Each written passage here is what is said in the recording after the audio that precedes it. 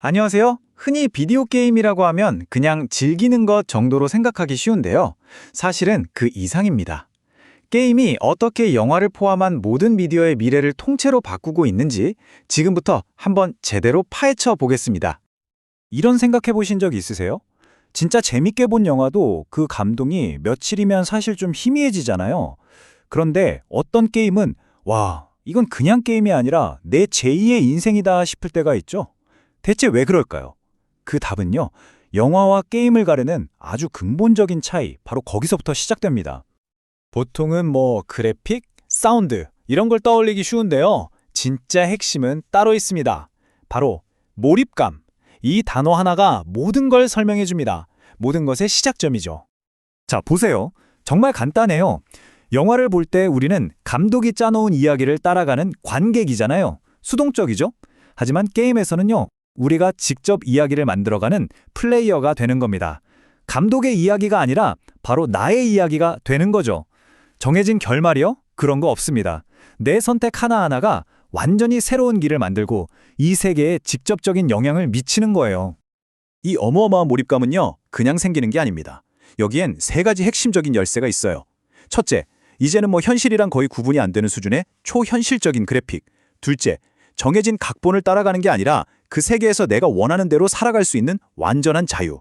그리고 마지막으로 인간의 가장 근본적인 본능인 놀이의 힘을 자극한다는 거. 바로 이 세 가지가 합쳐지면서 게임은 단순한 미디어를 넘어서 말 그대로 또 다른 현실로 들어가는 문이 되는 겁니다. 좋습니다. 그럼 궁금해지죠? 이렇게 엄청난 몰입감, 대체 어떤 기술로 만들어내는 걸까요? 자, 지금부터 그 비밀이 숨어 있는 엔진룸으로 한번 들어가 보겠습니다. 자, 먼저 오픈 월드입니다. 이게 그냥 맵이 넓다, 이런 차원의 얘기가 아니에요. 정해진 스토리를 따라가는 게 아니라 플레이어가 그야말로 마음대로 탐험하고 살아갈 수 있는 하나의 디지털 우주라고 보시면 됩니다. 오늘은 영웅으로 살다가 내일은 갑자기 악당이 될 수도 있고요. 아니면 그냥 조용한 언덕에 앉아서 노을이나 구경할 수도 있는 거죠. 핵심은 바로 이 자유입니다. 뭘 할지 내가 정하는 거예요. 그리고 이런 오픈월드를 가능하게 하는 게 바로 게임 엔진입니다. 이걸 상자 안에 디지털 영화 스튜디오라고 생각하면 딱 맞아요. 복잡한 물리 법칙이나 진짜보다 더 진짜 같은 그래픽, 사운드, 이런 것들을 다 알아서 처리해주는 소프트웨어인 거죠. 이게 왜 중요하냐면요. 예전에는 정말 거대한 자본과 전문가 팀이 있어야만 가능했던 일들을 이제는 아이디어만 있으면 누구나, 심지어 1인 개발자도 환상적인 세계를 만들어낼 수 있게 됐다는 뜻이거든요. 그런데 이 게임 엔진 기술이 이제는 게임의 울타리를 넘어서고 있습니다. 어디로 가고 있냐고요? 바로 영화 산업입니다. 영화 만드는 방식을 아예 뿌리부터 바꿔놓고 있어요. 그 혁명의 중심에 버추얼 프로덕션이 있습니다. 이게 얼마나 대단한 거냐면요. 예전에는 배우들이 온통 초록색인 스크린 앞에서 상상력에만 의존해서 연기해야 했잖아요. 근데 이제는 그럴 필요가 없는 거예요. 눈앞에 실제처럼 펼쳐진 디지털 배경 속에서 직접 보고 느끼면서 연기할 수 있게 된 거죠. 카메라를 움직이면 배경도 실시간으로 따라서 바뀌니까. 이건 그냥 시간이나 비용을 아끼는 수준이 아니라 연기의 몰입도 자체를 바꿔버리는 말 그대로 게임 체인저입니다. 자, 보세요. 게임 기술이 이제 가상세계를 넘어서 현실까지 창조하는 수준에 이르렀습니다. 그럼 여기서 한 걸음 더 나아가 보죠. 게임이 가진 이런 특징들, 그러니까 이 엄청난 자유도와 몰입감이 우리의 현실, 우리 사회 속으로 스며들기 시작하면 과연 어떤 일들이 벌어지게 될까요? 바로 디지털 정체성, 요즘 말로 하면 부캐의 시대가 열리는 겁니다. 생각해보세요. 우리 이제 하나의 모습으로만 살지 않잖아요. 직장에서나 친구들과 있을 때나 그리고 온라인 세상에서나 다 다르죠. 특히 온라인에서는 수많은 부캐를 만들어서 내가 원하는 다양한 모습을 보여주고요. 예전에는 이걸 정체성 혼란 아니냐고 걱정하기도 했지만 지금은요. 오히려 여러 부캐를 자유자재로 넘나드는 게 능력으로 인정받는 시대가 됐습니다. 이게 그냥 요즘 얘기가 아닙니다. 이 인용문을 보세요. 게임 안에서 결혼식을 올렸어요. 길드원들이 하격으로 와줬고요. 이게 언제적 얘기인 줄 아세요? 무려 2002년입니다. 20년도 더 전에 이미 사람들은 가상세계 안에서 진짜와 다름없는 관계를 맺고 인생의 중요한 순간을 기념하고 있었다는 거죠. 디지털 세상의 경험이 진짜 감정적인 무게를 갖게 된 건 정말 오래된 이야기입니다. 그리고 이런 일들이 벌어지고 있습니다. 게임 속에서 바른 사람과 바람을 폈다고 현실의 남편이 죄책감을 느끼고요.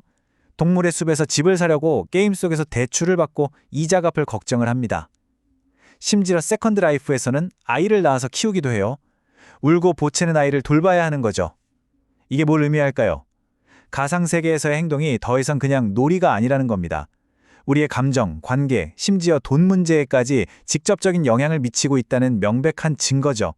자, 그럼 이 모든 기술적인 발전과 사회적인 변화가 대체 어디를 향해 가고 있는 걸까요? 그 종착역은 바로 우리가 메타버스라고 부르는 인터넷의 다음 세상입니다. 여기서 중요한 게 있습니다. 메타버스는 무슨 특정 회사가 만드는 새로운 게임이나 서비스가 아니에요. 그게 핵심입니다. 메타버스는요, 우리가 지금까지 쭉 이야기해온 게임의 원리들 있죠? 플레이어에게 주어지는 자유, 직접 뭔가를 만드는 창조의 즐거움, 다른 사람들과의 연결, 이런 것들이 자연스럽게 발전해서 만들어진 결과물, 바로 인터넷의 다음 단계라고 이해하셔야 합니다. 메타버스의 청사진을 한번 보세요. 전부 게임에서 빌려온 것들입니다. 첫째, 내가 구경꾼이 아니라 세상의 주인공이 되는 플레이어 주도성. 둘째, 내가 직접 컨텐츠를 만들고 심지어 팔 수도 있는 사용자 창작. 셋째, 아바타라는 또 다른 나로 살아가는 디지털 정체성. 그리고 마지막으로 가상화폐가 현실의 가치를 갖는 세계 내 경제까지. 정말 놀랍지 않나요?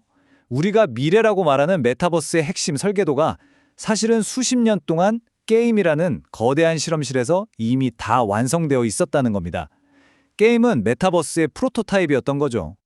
결국 우리는 이런 질문 앞에 서게 됩니다. 우리의 디지털 라이프가 진짜 감정과 진짜 돈, 그리고 진짜 사회적인 결과를 낳는 세상에서 과연 무엇이 현실이고 무엇이 가상일까요? 이 경계가 무의미해질 때 우리는 무엇을 현실이라고 부를 수 있을까요? 이제 더 이상 세상이 게임처럼 변할까를 묻는 건 의미가 없습니다. 세상은 이미 게임처럼 변하고 있으니까요. 진짜 질문은 이겁니다.